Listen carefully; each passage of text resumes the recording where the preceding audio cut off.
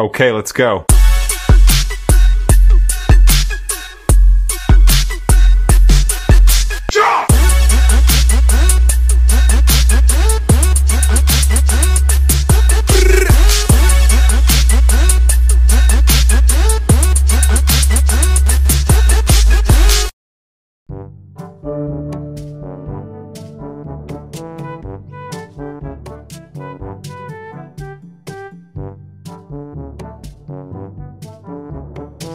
Tuguye yuko tuza kubagezaho uyu munsi turagaruka kuri ya ntero yacu yo kujijura rubanda cyangwa se kugira ibyo tubwira abantu mu by'ukuri batari basanzwe bazi cyangwa se hari ibintu abantu bafashe nk'ukuri.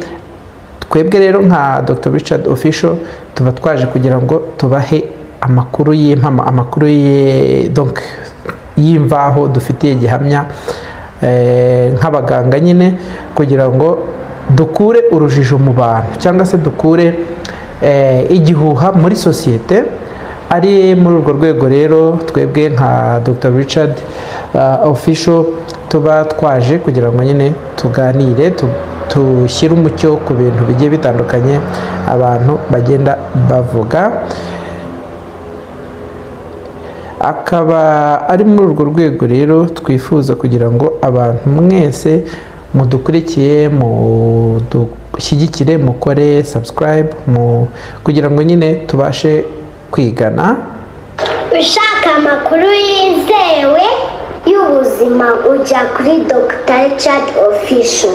Nk'uko mubibona ku ndangakiganiro y'uyu munsi turarebera hamwe ikigendanye no kuboneza urubyaro. Hari abantu benshi bajya bagenda bagira ibyo bakwirakwiza cyangwa se nk'ibihuha, abantu benshi baba baragiye batamira babikura hirya no hino bavuga ngo kuboneza urubyaro bishobora gutera ubugumba, bishobora gutera ibibazo ibingibi cyangwa biriya. Simbihakanye kuko bimwe mu byo dukoresha tuboneza urubyaro harimo imiti, kandi hari imiti ishobora kugira ibibazo runaka iteza, ariko icyo turi bwibandeho uyu munsi ni ugukuraho urujijo ku bigendanye no kuba imiti yifashishwa cyangwa se uburyo bwifashishwa mu kuboneza urubyaro niba koko bushobora guteza ubugumba. Icyo nicyo tugiye kuba turebaho muri iki kiganiro cyacu cy'uyu munsi. Ndibwira rero yuko abantu nyine turi bubane, turi bugende tugira ibintu byinshi twiyungura, cyane cyane bishobora kuza kutugerera umumaro, bidufasha mu kugira ngo nyine duhugure sosiyete. Hari ibintu rero byinshi nyine twagenda tuganira, hari ibihuha byinshi tumaze iminsi tuburekinga. Iki ntabwo ari cyo cya mbere, ariko niba nawe uri interested cyangwa se hari ibyo ubona muri sosiyete cyangwa se muri quartier yawe, ushobora kuba watwandikira. Ushobora kutwandikira kuri WhatsApp, dufite nimero hano muri description, cyangwa se ukaba wanatwandikira comment, kujya muri comment section ukatwandikira uti nanjye hari igihuha kimeze gutya cyangwa se hari amakuru ameze gutya, ndashaka kumenya niba ariyo cyangwa atariyo, ubundi tukagira icyo tukubwira. Ngayo nguko rero ni Dr. Richard hano kuri Dr. Richard Official. Reka tuze mu kanya.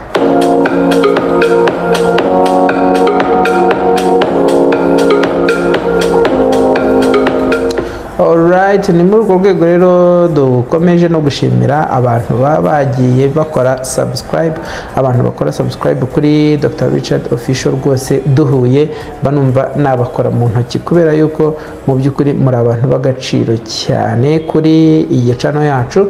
Murabona rero ko ku bwanyu channel yacu iri kugenda izamuka, hari abantu benshi nyine tugenda twunguka. Ntekereza yuko namwe munejejwe nabyo, cyane cyane abagenda bashima ubutumwa tuba dutanga, ubutumwa tunyuza kuri iyi channel yacu. Nk'uko rero bisanzwe twebwe tuzakomeza gukora nk'uko twabyiyemeje, ariko murabizi intego turifuza yuko nibura ku bunani bwa 2026 twasereburira hamwe, ubundi tukaserebura ko twujuje ibihumbi 10 nibura by'aba subscribers. Ni ukuvuga ngo ubundi intego nyamukuru y'iyi channel ntabwo ari ukugira ngo nyine tugire ama views tugire gute, nabyo tubibonye ni byiza kuko bishobora kudufasha muri sustenance y'iyi channel, ariko bidakunze ntabwo twahagarika, kubera yuko intego nyamukuru ni ukuvuga uwashatse kugira icyo amenya ku makuru y'ubuzima nibura ajya amenya ahagana. Ni ukuvuga ngo cyane cyane amakuru y'ubuzima bw'umugore n'umukobwa nushaka kuyamenya ujye umenya aho ugana. Ni ukuvuga ngo ujye ugana hano kuri Dr. Richard Official. Ubaye ufite ikibazo kandi kiri ande horo y'ubuzima bw'umugore n'umukobwa, ushobora nabwo kutwandikira ubundi tukaba twagufasha mu buryo dushobora kwifashisha abandi bantu bafite ubumenyi muri icyo gisata waba watubajijemo. Kora subscribe dukomeze kwigana. Ni muri urwo rwego rero nkomeza kubashishikariza nyine gukora subscribe. Dukomeje rero ku ngingo yacu y'umunsi, ndagira ngo turebe iki kintu. Ese mu by'ukuri kuboneza urubyaro, cyane cyane hari ibyo bakunda kuvuga ngo gukoresha uburyo bwa kamere, gukoresha uburyo bwa kizungu cyangwa se uburyo bugezweho. Ubundi kuboneza urubyaro muri rusange bishobora kuba mu bintu bishobora gutera ubugumba cyangwa se kubura urubyaro. Ni ukuvuga ngo ahangaha turaza kubivuga tunibuka yuko mu Rwanda inteko ishinga amategeko iherutse kwemeza itegeko, baherutse gutora itegeko ryemerera abana b'abakobwa bafite imyaka 15 kuzamura kuba baboneza urubyaro. Risike ihari ni iyihe? Ese bafite risike mu by'ukuri iyo kuba babura urubyaro nyuma y'uko bageze igihe nyine babona yuko ari ngombwa ko babyara kubera ko baboneje urubyaro? Ngayo nguko reka tuze tu breaking iki gihuha kugira ngo abantu babashe kumenya ukuri. Tayari namaze kubivuga, ni igihuha kubera ko siyanse ivuga ibitandukanye. Cyane cyane tubanza gusobanukirwa neza no kumenya ngo ese ubundi kuboneza urubyaro bikorwa bite, ubundi uburyo bukoresha nyine izihe mekanizme zibanze zifasha nyine mu kugira ngo icyo gikorwa cyangwa se ibyo washatse byo kuboneza urubyaro bibe successful nk'uko wabyifuje.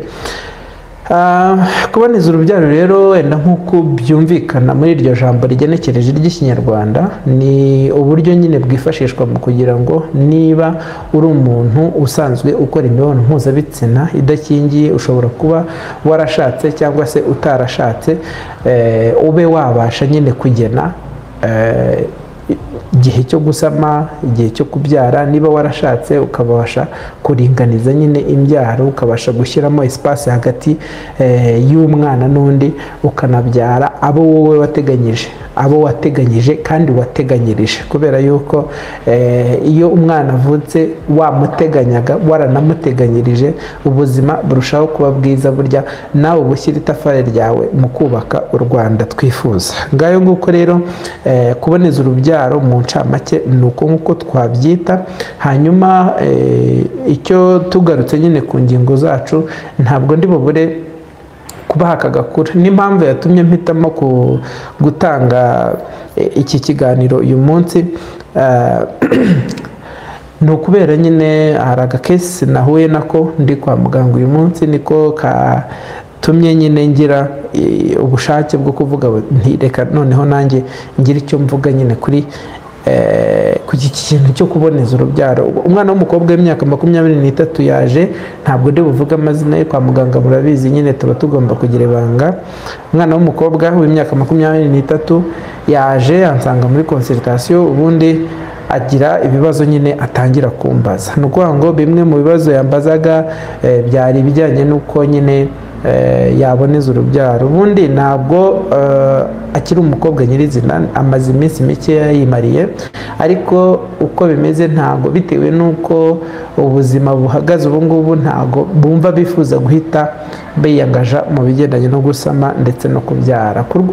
Ku bw'iyo mpamvu rero yaje nyine ubona ko nyine ahangayitse, atangira kumbaza ati se mu by'ukuri ikintu kigendanye no kuboneza urubyaro ubu nakora iki, ko numvise amakuru aya n'aya yuko kuboneza urubyaro bishobora kuba byagira ingaruka runaka, bikaba byatera ubugumba, nakora iki?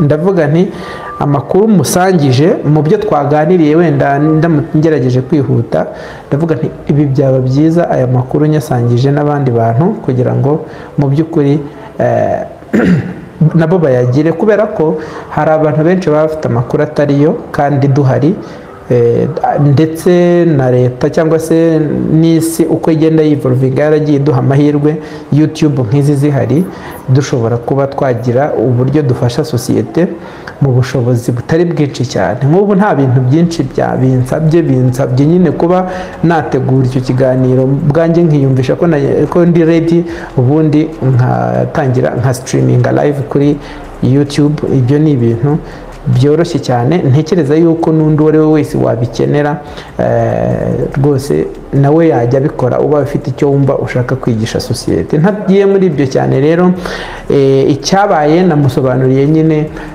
uko siyanse ibivuga, hanyuma ubundi mu mahame yacu ya kiganga icyo ukora umuntu uramusobanurira, warangiza kumusobanurira amahitamo tujura baraye urayamurekera, ariko wamuhaye ubusobanuro bwose umugomba, hanyuma agahitamo niba aboneza cyangwa se ataboneza, kubera yuko aba noneho afite amakuru yuzuye. Ngayo nguko rero, nguko uko dukora kwa muganga. Ngibyo ibyambayeho nanjye, nuko ngira igitekerezo cyo kuvuga nti uyu mwana w'umukobwa ashobora kuba atari we wenyine ufite iki kibazo, ushobora gusanga hari n'abandi banyarwanda cyangwa se abandi bantu bumva ikinyarwanda bashobora kuba bagira cyangwa se bagize ikibazo nk'iki ngiki, bityo bikaba byaba byiza umuntu agiye abaha amakuru, kandi aya makuru bakazayifashisha mu rwego rwo kugira ngo nyine bayahereyeho bagira ibyo babaza abaganga. Ntabwo aya makuru dutanga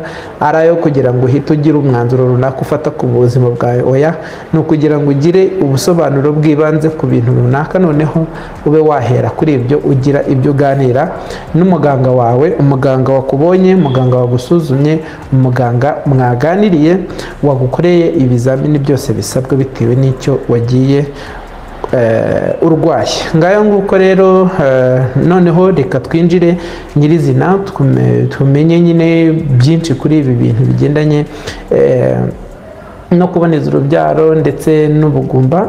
Ndabivugaho mu ncamake cyane cyane bigendanye na fertility. Fertility ni ukuvuga uburyo nyine umubyeyi cyangwa se umuntu aba ashobora kuba yasama cyangwa se yabyara.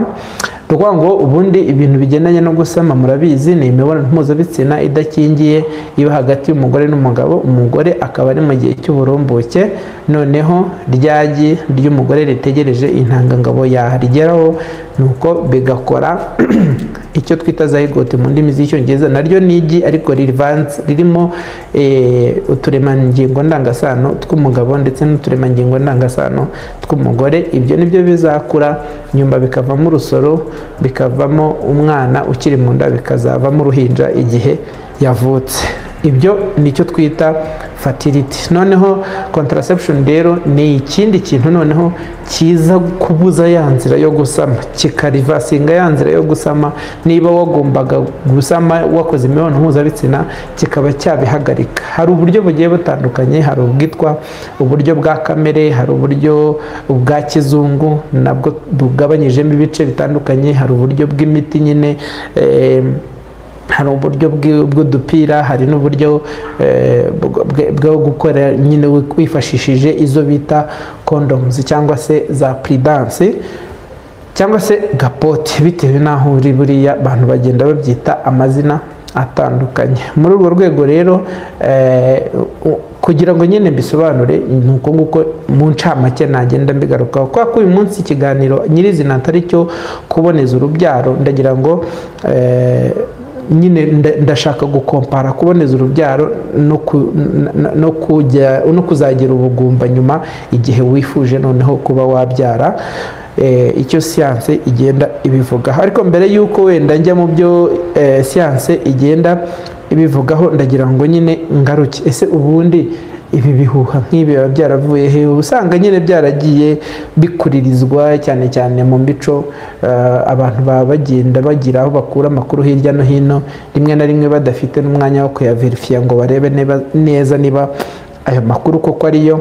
Baba baragiye rero babihuzahuza, bakavuga bati niba runaka yarabonezaga noneho nyuma ntabyare, buriya bishobora kuba byaratewe no kuboneza.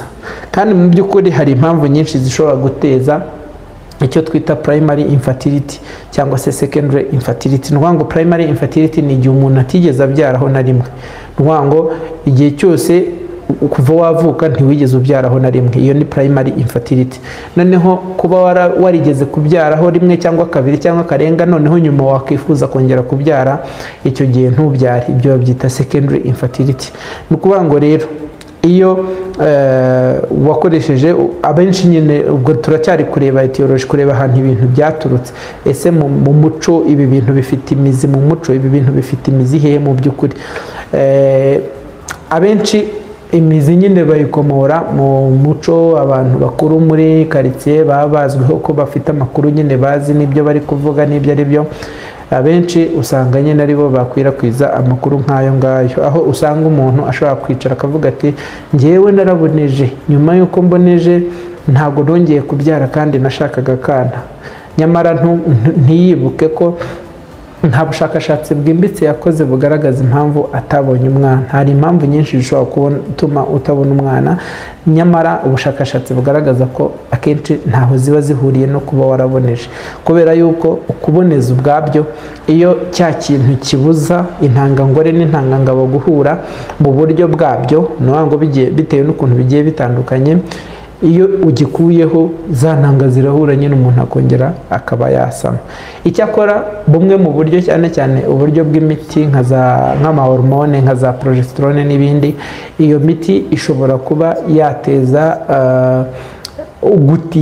gutinda ko kugaruka nyine kwa physiology cyangwa se uko imikorere nyayo y'umubiri ikaba yatinda. Nk'agakesi kamwe numva nibuka nshobora kuba narabonyeho ubwanjye, umugore wakoreshaga uburyo bw'agashinge, akangaka batera buri nyuma y'amezi 3, noneho nyuma ashatse gusama bimufata amezi agera mu 8, noneho amezi 8 yose atari yongera cyangwa se atari yasama. Icyo gihe rero ntago byagutera guhangayika, ntago byagutera kugira intugunda iyi cyangwa iriya ngo umuntu ntiyasamye, ahubwo jya banza urebe ngo igishobora kuba cyabiteye n'iki, kubera ko nanone iyo ugize impungenge ubundi biba byiza yuko ugana kwa muganga kugira ngo babashe kugufasha uko bikwiriye.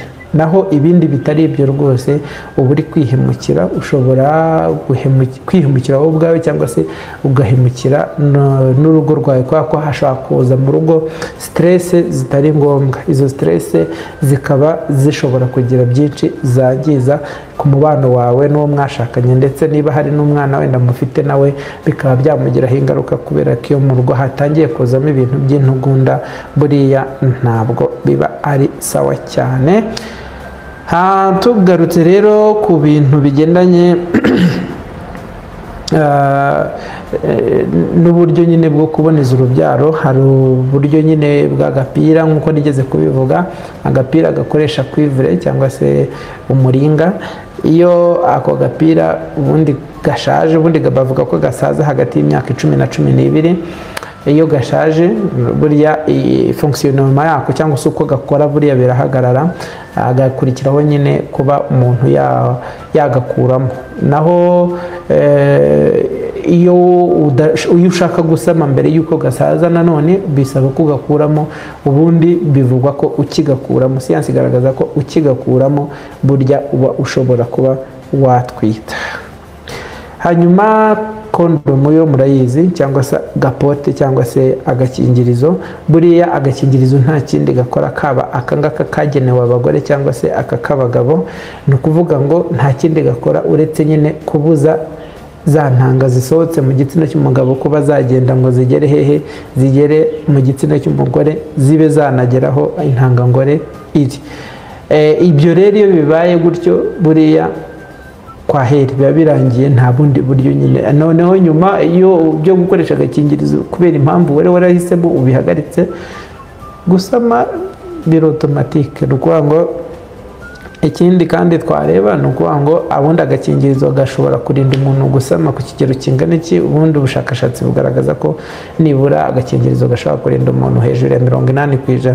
80% rero buriya aba ari nkeya muri ibi bintu bigendanye no kuboneza urubyaro, ariko ntabwo bihwanye no gukora imibonano mpuzabitsina idakingiye.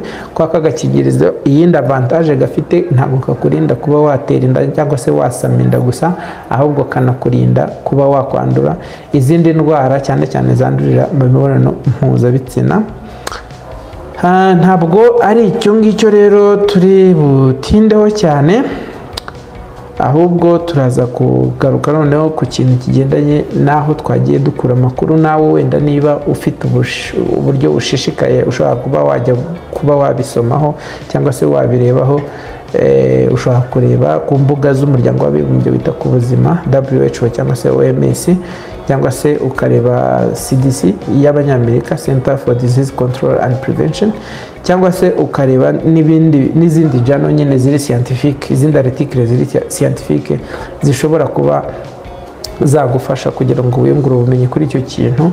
Mu by'ukuri icyo dukwiye tugamije ubu ngubu ni ukumara abantu impungenge. Kuboneza urubyaro uburyo ubwo ari bwo bwose ntaho bihuriye no ku muntu yagira ikibazo cy'ubugumba.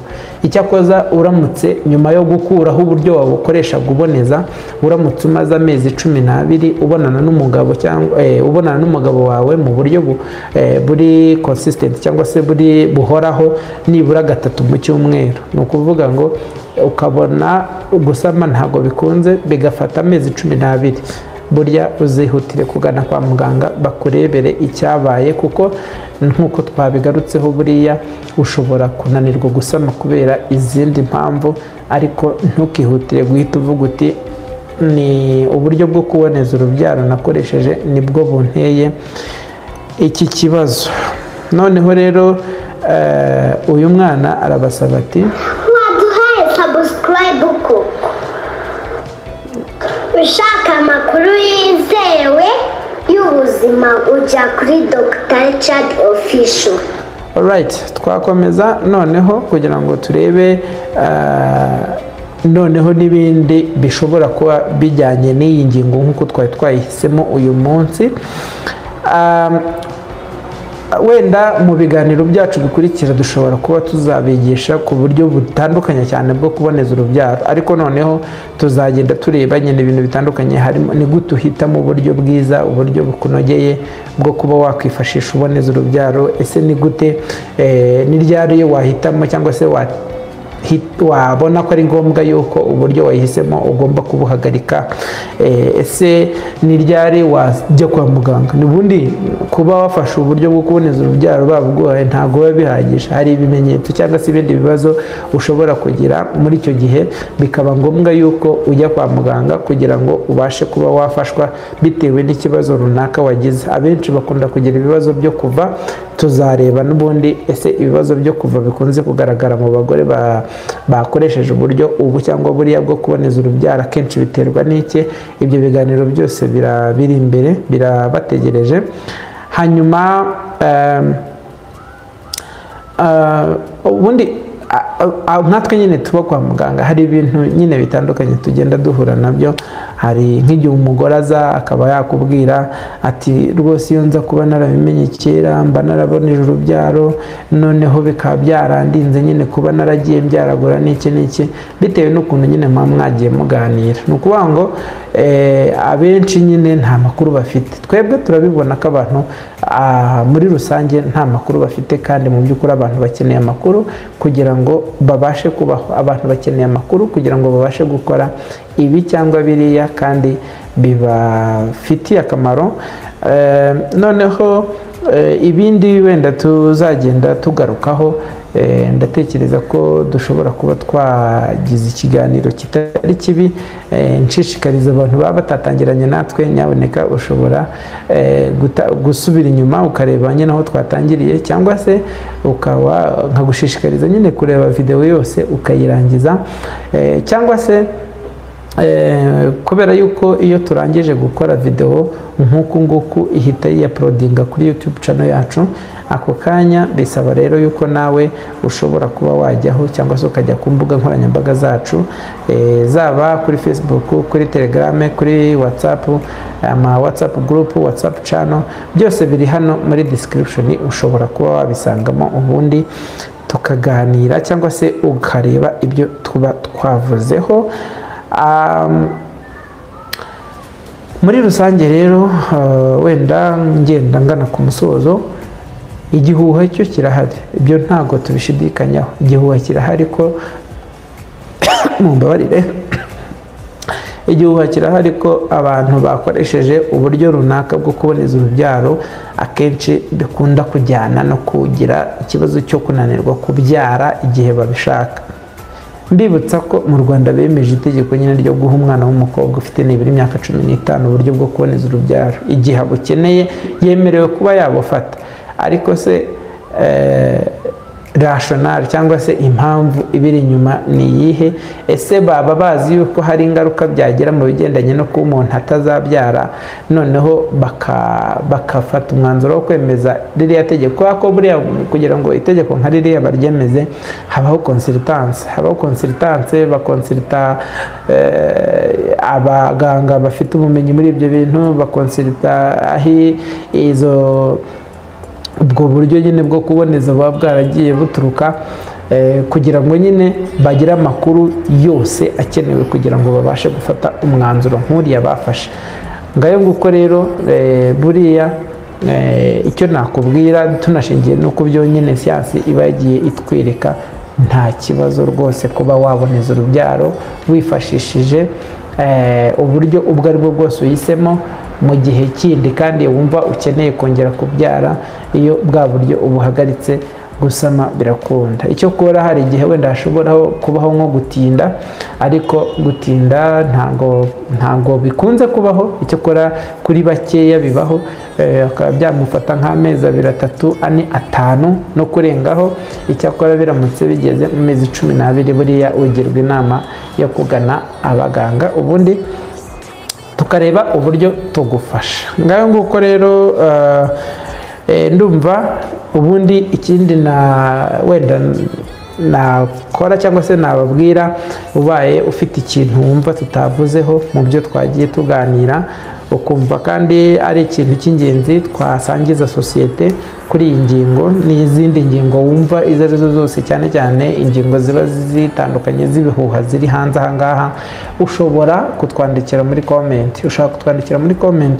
hanyuma ubundi ukagenda nyine unonosora nyine ibyo utubwira kugira ngo tubashe kuba twabibwira abantu cyangwa se natwe tubikoreho ubushakashatsi. Ntabwo ari ukuvuga ngo aha nicaye mfite ubumenyi bwose 100%, oya, ntabwo mfite ubumenyi bwose, ariko ubwo mfite ubushake bwo kubutanga, mfite ubushake bwo kubuha abanyarwanda cyangwa se abandi bantu bose bumva ururimi rw'ikinyarwanda kugira ngo bube bwabafasha. Bityo rero ubaye ufite ubumenyi runaka ushaka kuba wadusangiza, byandike muri comment cyangwa se utwandikire kuri nimero yacu ya WhatsApp iri muri description. Hanyuma abantu bashaka gutera inkunga ikiganiro cya Dr. Richard hano kuri Dr. Richard Official, ushobora niba uri mu Rwanda ushobora kutwoherereza amafaranga direct kuri mobile money, birashoboka still kuri iyo nimero, cyangwa se ugakoresha code ya Momo Pay, yo ntago bakata, ukohereza kuri code ya Momo Pay n'ubundi nayo iri muri description, ubundi tukagenda turushaho kuzamuka kugira ngo tubashe gutanga ibintu byiza bifite ireme bisa neza, ndetse tubashe no kudedicatinga nyine abantu bashobora kudufasha kugira ngo tubashe gukora ibintu bizima birushijeho. Ndongera rero kubasaba gukora subscribe, dukore subscribe kuri channel ya Dr. Richard Official, dukore subscribe nyamuneka, dukore like, hanyuma dusangiza abantu benshi bashoboka ibiganiro byacu, ibintu tuba twakoze bigende bigere ku bantu benshi, kugira ngo abantu babashe nyine kwiga, babashe kugumana nyine mayindi isirimutse. Ari umuntu mperutse kubona kuri YouTube channel ye, ntabwo ndi bumuvuga amazina, avuga ati arashaka gutangiza urugendo rwo gusirimura abanyarwanda basirimutse. Rero ni abanyarwanda bafite amakuru. Buriya udafite amakuru nta kintu mu by'ukuri uba uriho. Donc na bimwe twita civilisation ntabwo mpamya yuko twakubara mu bantu bari civilize kandi udafite amakuru. Niyo mpamvu rero natwe twaje hano muri iki gisata cy'ubuzima kugira ngo niba ufite amakuru runaka ushaka kumenya, twandikire ubundi tugusubize, cyangwa se twongere dukore video, cyangwa se duhamagare abantu bashobora kuba badufasha, ubundi tukugerere ku cyo wifuza kuba wamenya.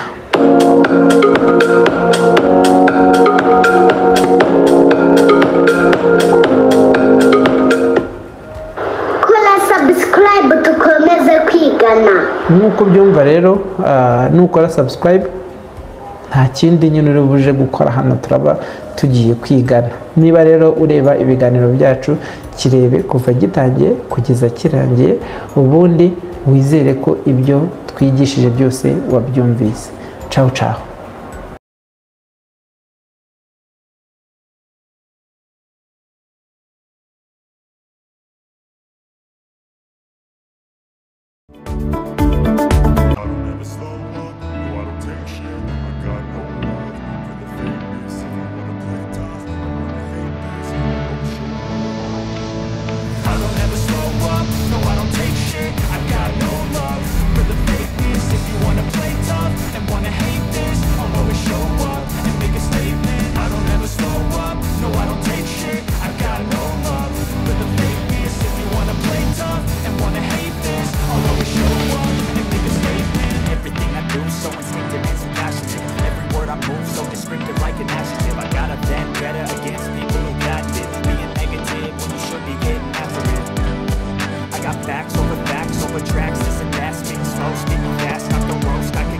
I'm okay at last, but I don't know if that can erase all the past and the pettiness.